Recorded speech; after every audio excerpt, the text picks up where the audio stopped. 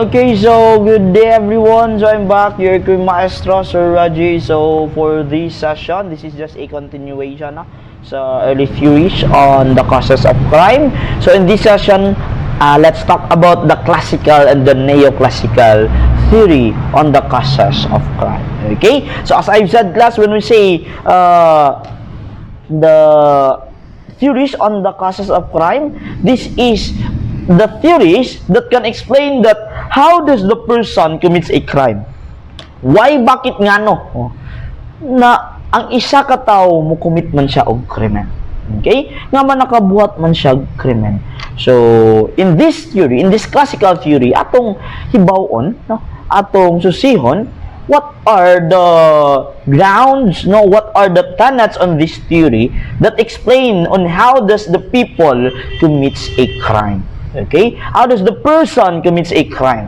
Okay? So, the classical theory in criminology can be traced back in the 18th century by these two main proponents. Kinsa ng duha nga proponents. Kinsa na sila?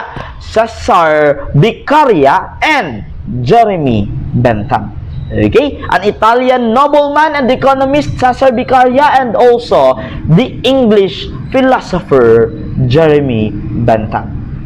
Okay? So, this was a time of history when punishment of war crime was severe in the extreme. Both men preferred the theory of utility. So, there are some theories po under this classical theory. So, ato na sila hibawaan.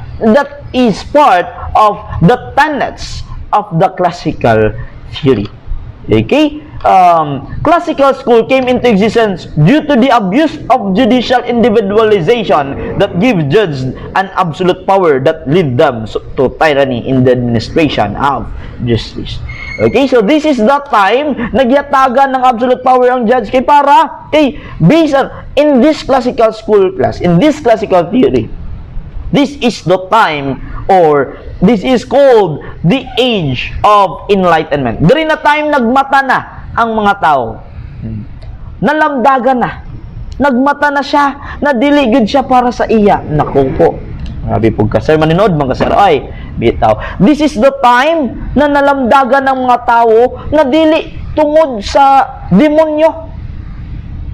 Dili kay napusas ran tao sa isa ka demonyo or napusas ran ng evil spirit, why he committed a crime? Nga man, nibuhat man siya krimen. Okay? So this is the time na dahil ko ni mga grounds, dahil ko ni mga explanation, why does the people commit a crime? Okay? So this is the age of enlightenment or the European enlightenment as the reason to crime causation. Nagmata na sila. Okay, now, let's talk about the tenets of the classical theory. Unsay doctrines ng classical theory. First, in classical theory, naadayon dira ang free will doctrine. Free will. When we say free will class, kagawasan sana all. Or every person have a freedom of action. May kagawasan mubuhat kung unsay iyang gusto. Pwede siya mo kanta, mo sadyaw, mo jagan, mo ambak, mo sumbag, tanan ija buhaton. Di ija freedom. Di free will. May free will ang isa ka tao. May free will ang isa ka tao. No? Mo free will kagawasan na bubuhat siya sa iyang gusto. Mao kuno na isa pud na nga rason. That is one of the reason why does the people commit a crime, because of his free will. Kanya kagustuhan wala may magbuhat sa iya. Okay? But he must be responsible or accountable for his own action lamang. Okay? So, basta kay first sa ilang tenets, first sa ilang doctrine is ang free will doctrine. Nga tungod kuno sa ilang free will, sa ilang kagawasan, ilan na pagbuot sa ilang gibuhat, mauna doy rason or doy may mga instances na makabuhat gyud ng krimen ng isa ka tawo because of their free will. Okay ra kung pag mubuhat sila krimen, kilatan na dayon sila sa langit na dili man. Okay? So, ang tawo ko is they free will. May free will sila na mabuhat kung unsay ilang gusto buhaton. Okay? And also, class, utilitarianism. Sumpay dayon dira ang utilitarianism. Unsa ning utilitarianism, sir? utility theory or utilitarianism. It is a theory that one is motivated by pleasure and pain principle, or pleasure and the fear of pain. Okay, unsa man ang pleasure and pain principle, sir? Ay, okay. Ang isa kuno ka tawo na motivate daw sila na mubuhat ng dautan nga butang because of their pleasure. Ilang mga kagustuhan, tungod sa ilang gusto mauna makabuhat sila dautan. Crush na crush ko mangyud kaayo si AJ Rabal. Oy, nakailahi man ang crush ni AJ Rabal si Aljurman. Ang dili man ako. Akin na lang para matagbaw ko, ako siyang ripon. Tungod kay obsas ka kaayo, ako siyang luguson. Mauna nagplano ka. Ini na lang akong buhaton. So because of your pleasure, mauna dako ang chance na ang isa ka tawo mubuhat yun siyang krimen because of his pleasure. Pero the fear of pain. Nagplano na ka na dapat imo siyang i-rape, no? Imo siyang luguson. Grabe sana, o grabe na gid nimo ka-obsess para lamang makuha nimo siya. But still, nauna-unaan nimo na pag ikaw di ay manlugos, ang punishment baya kay utdan kag tumoy. Nako po. Utdan kag kinataw, utdan kaw ng imong kalipay. Imo nauna-un, hala, patay. Kung ripon ko siya, kung luguson ko siya, maway anak kong kalipay ni, dili na nako ini mabuhat. Okay? So nauna-una niya na pag tanaw niya sa punishment, iyan nauna na ang punishment ing anak di ay kabugat, then nautro iyang una, ay dili na lang kumanray. Okay? Kaya nga man, here in the classical theory, the utilitarianism theory, gipasabot that the punishment can be used as a deterrent to commit crime. Okay? Ang punishment ko no, himo nila na deterrent. Unsa ni deterrent, sir? Ang isa ko no katao, mahadlok na siya mo buhat ng dautan nga butang because of the punishment. Because of the fear of the punishment. Kaya isa ko no katao, class, is mahadlok ng kasakit. Sana all. Mahadlok masakitan. Wow, sana all mahadlok masakitan. Okay? Gipakita dire na dapat ko no na ay punishment or ang tao nga mabuhat ng dautan nga butang dapat bugat ang punishment. Kay parang isa ka tao mahadlok na gyud siya mabuhat ng krimen. Mawala kuno ng krimen or ma-prevent kuno ang crime because of the punishment. Okay? So mala, nakauna-una siya na dapat ijang ripon, pero pagtanaw niya na pagmanrip di ay kuotdan, di ay kong tumoy, so dili na lang ko, maway anak kong kalipay, di na ko kautro. O, di ba? So, because of that, amo na yung ipasabot sa utilitarianism. Ang tao, mamotivate siya na mabuhat ng krimen because of his pleasures, iyang mga kagustuhan, iyang mga gusto. But, tungod sa punishment, mahadlok ko na to. Kaya nga man, pagtanaw sa tao, nagamay lang ang punishment. Kaya nga man, ang isa ka tao kuno class is a human calculator. Every person kuno has the ability. Tanan kuno tao na ability to calculate. Tanan kuno tao. Amo dahil sa classical. Ilang yun na una ng tanan tao, kabayo mo calculate ng pleasure sa nanpin. Ila timbang-timbangon, ila tanawon. Alabi, kung buhaton ko ni, ang akong pleasure, pag tanaw nila na medyo gamay ram punishment, example, hala kung manrip ako, mapriso ra di ay kong duha ka semana. Ripon ko ini, duha ra ka semana, antusan ko ra na para lang makabot ko akong pangandoy, di ba? So sayop. So kung taas ko ng punishment, pag lang nila, hala, pag manrip di ay kuotdan, di ay ko ginatpat yun pag yun ko. That penalty pag yun. So mahadlok na yun, maditir ang isa ka tao because of the punishment. Okay? Maunay purpose sa classical class, one of their doctrines, the utilitarian theory or the utilitarianism theory. Okay? The pleasure, kay ang tao kuno is a pleasure seeker, but gusto nila, nag-avoid sila ng pain. Maglikay sila na masakitan sila or mag-antos sila. The fear of punishment. Gituuhan rin na ang because of the punishment, that is one of the purpose why person will prevent in doing a crime, in committing a crime. isa na makaprevent sa tao na mo-commit ng crime ang punishment. So gusto nila na dapat harsh ang punishment diri. Dapat naagi punishment, naagi nakakuha na punishment para dira. Okay? Kaya ang tao kuno is a human calculator. Timbang-timbangon niya. Kung mas mapatigbabaw ba ijang pleasure, no? O gamay ra ang punishment.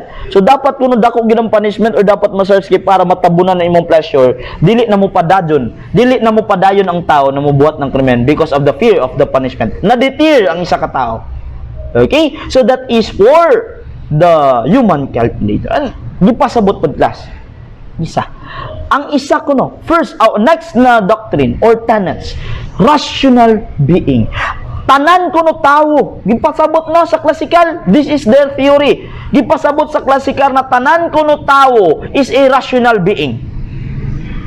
Unsa man ang rational being sir? Kabayo kuno kita kung unsay sakto, unsay dili. Mao na gipangutana bitaw, wala ikaw. Ang pagpan-rape sakto dili. Dili sir o tawa. Kabayo man di ay ka na dili sakto, o man rape man ka. So, amo di ilang gipasabot na ang tawo kuno adisir kuno mabuhat ng isa ka butang, ha? Every time the person commits a crime or every time the person will perform an action, naagyod kuno discernment. Iyagyod kuno na huna-unaon ang iyang gibuhat. Mao na ipasabot sa classical. Bay mo lang mo, dili mong good tanan, sir. Dili lagi tanan, pero amo ni ang theory ng classical. Nagtuo sila na tanan kuno tao. Mulong ganit tag theory ganit, no? So naisa lang sa basis, pero makita po nato no. Ito po, no? Nang tao kuno is rational being. Kabayo kuno sila kung unsay sakto ug unsay dili sakto. Pero gibuhat gyapon nila ang dili sakto. Then they are responsible or accountable for their own action. They are accountable. Responsable sila sa ilang nabuhat na butang. Kabayo bitaw ko na dautan ng pagpatay, pagpangawat o manangawat man ka. Okay, nagtuo sila diyan na. So mao na ang tao kuno is rational. Tanan kuno tao. Bata, matiguyang, mabadi, malaki, tanan tao is rational being kuno. Amo na ang pagtuo sa classical. Mauna na kay rational being man kuno, dapat kuno there must be a corresponding punishment depending on the crime committed regardless of the person who committed the crime. Gutuuhan nila class, no? Na example, pag man-rape ka dapat utdan jud og tumoy tapos patyon pag yun. Okay, isa na iwas. Example, kung mangawat pud kuno ka, example na, kung mangawat pud kuno ka, tangtangan ng kamot, sutanan, regardless kung kinsa ka, mapobre, madato, magwapa, magwapo, malyaki, mabaji, mabata, matiguyang, mabuang, maunsa dira. Wala sila magtanaw sa tao. Wala sila magtanaw sa nakakumit ng crime. Ang ila gitanaw ang krimen nga imong nabuhat. Ga-focus sila sa crime na imong nabuhat. Since kay amo na imong crime, naanay dayon naka-correspond na punishment para sa imo. Okay? So that is the point. Na dapat naagyod kunoy naka-correspond na punishment. Determinate ang iyang sentence. Gidetermine na dayon nila na pag kana imong mabuhat na krimen, mauna dayon ni imong punishment. Okay? So that's it. Next. Kay nga man, the purpose of punishment is retribution. Retribution. Sa classical class, ang punishment, ang purpose of punishment is retribution. Unsa nang retribution, sir? Vengeance. Pagpanimayos. Na naka-anchor sa lex talionis or the law of retaliation. Unsa nang law of retaliation, sir? An eye for an eye, a tooth for a tooth. Sana all. An eye for an eye, a tooth for a tooth. Unsa man na siya, sir? Kung way ngipon, sir, gums to gums. Sana all, okay. An eye for an eye, a tooth for a tooth. Unsa man na siya? Mata sa mata, ngipin sa ngipin. Mata sa mata, ngipon sa ngipon. Ilan? Example ko no di ana, unti. Dahil sir, nanrip ko sa ripon po ko, dili. Ang punto di ana is, kung unsa ka harsh sa krimen nga imong nabuhat, ing ana pod ka harsh ang punishment nga imong madawat. Okay? Example, ang saon naman sa lex talionis, kung nakapatay ka, dapat patyon pug ka. Ubusan. revenge lagi, vengeance, pagpanimayos, bayos mong kibali ang purpose ng punishment diri sa classical. Di ba? Yung ana na sa ila. An eye for an eye, a tooth for a tooth. Retribution, vengeance, pagpanimayos. Kung bugat imong krimen nga nabuhat, dapat bugat pod ang punishment nga imong madawat. Clarix? Alright. So, mauna ang isa sa part ng classical school of thought or the classical theory on the causes of crime. Nagtuo sila ng isa ka tawo is or have a freedom, no? Of free will. May free will ko na isa ka tawo. May kagawasan mubuhat ng unsa iyang gusto. Sakto ba na or dili? Okay?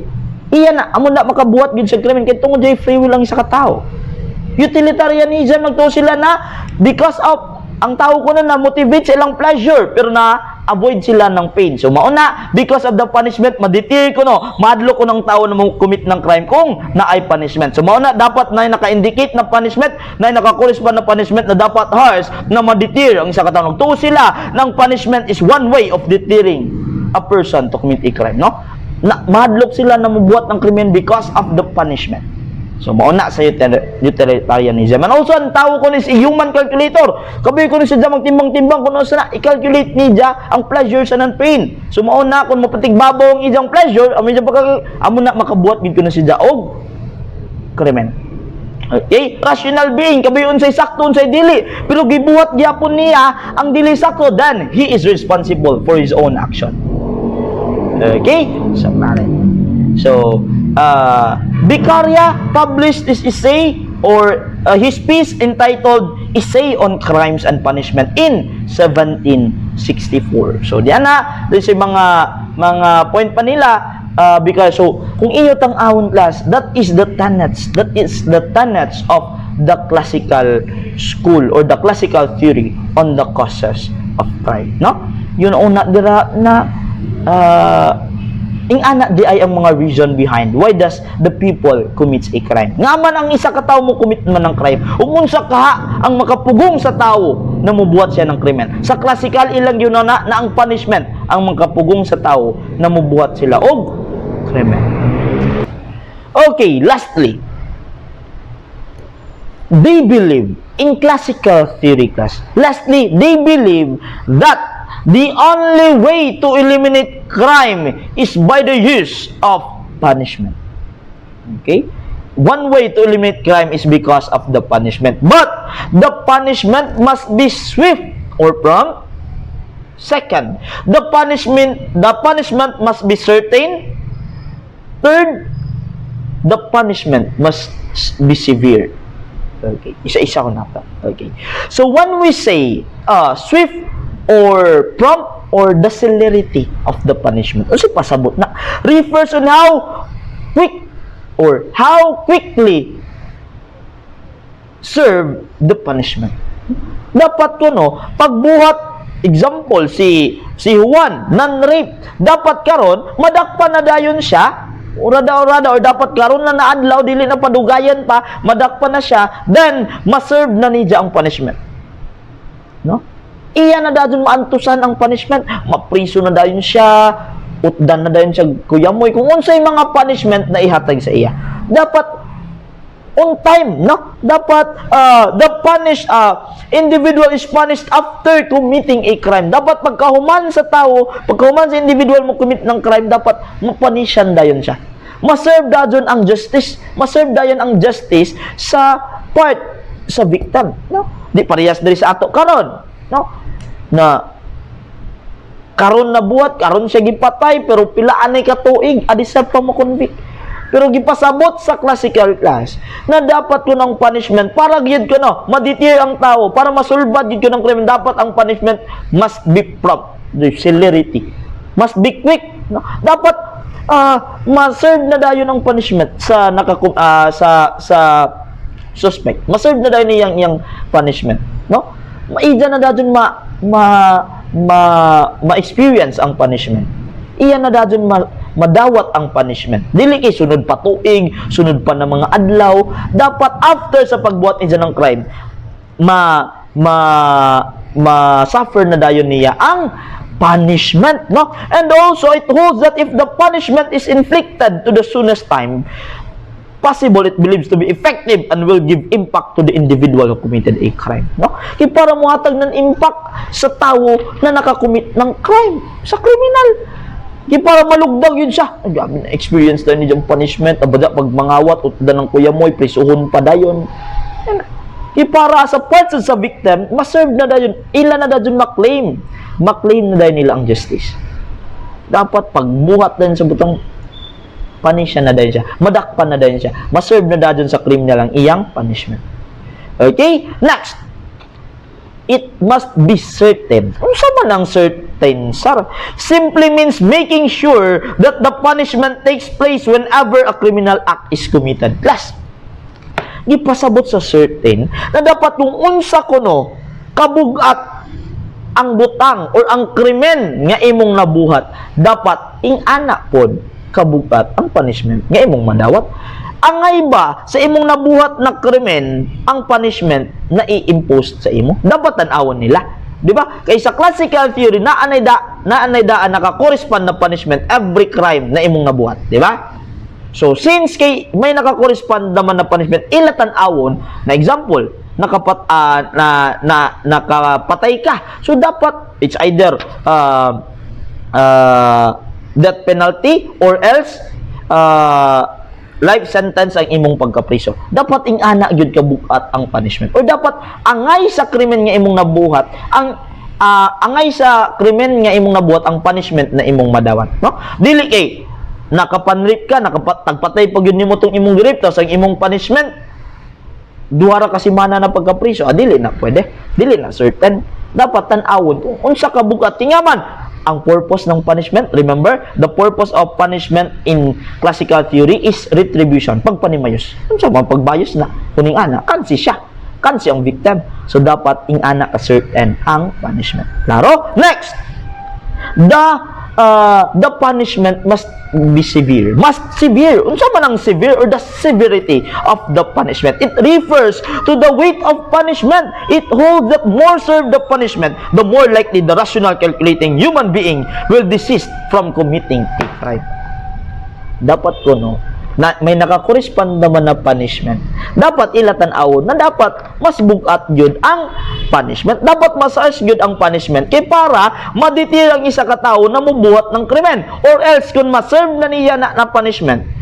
Example, nakakumit na siya, nakapangawat siya, tapos bila pagpangawat utdan pa ng kamot, tapos prisuhon pa kag pila ka tuig. So dapat kuno atong kriminal na experience ato na naka-experience ato na punishment, ma-feel ni jang severity ang harshness sa punishment kay para mabag-o gyud siya. Ang mga tao po na nakabayo maditir madlok na mubuhat ng krimen, o atong isa na sampulan madlok na siya, otro nalugdan na gyud siya because of the punishment. O para malugda ang isa ka tawo nga nakakumit di ana nga crime. Amo na gitan-aw ang sa classical. Okay? Para malugda. Para malugdan, also to deter everyone. Para madlok yun ang tao, para pag-calculate niya, ay, dili akong kumubuhat, ay, kabugat mambada sa punishment, kakoy ba, man di ay mangrip, kay utdan pagtun, patyon pag yun ka. So, example, diyan na. Okay? Mauna pasabot ang severity. Okay, balikon ta. Unsa na sa punishment? First is, the punishment must be prompt, or the punishment must be swift or prompt. Dapat after committing a crime, ma-serve dayon ni jang punishment, madakpan na din siya, ma-serve na dayon sa criminal ang punishment para ma-claim na dayon na ang justice na sa part ng victim.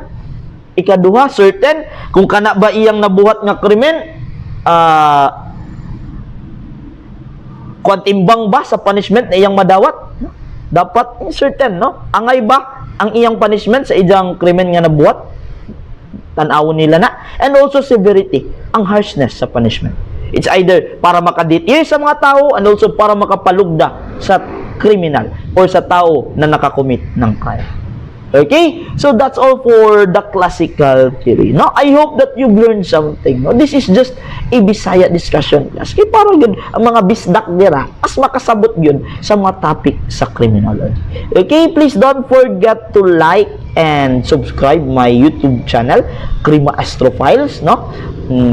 And comment lang kung sa inyong kung unsa inyong mga suggestions. Okay? So be updated always. Just click the notification bell para ma-updated always sa atong mga video discussion.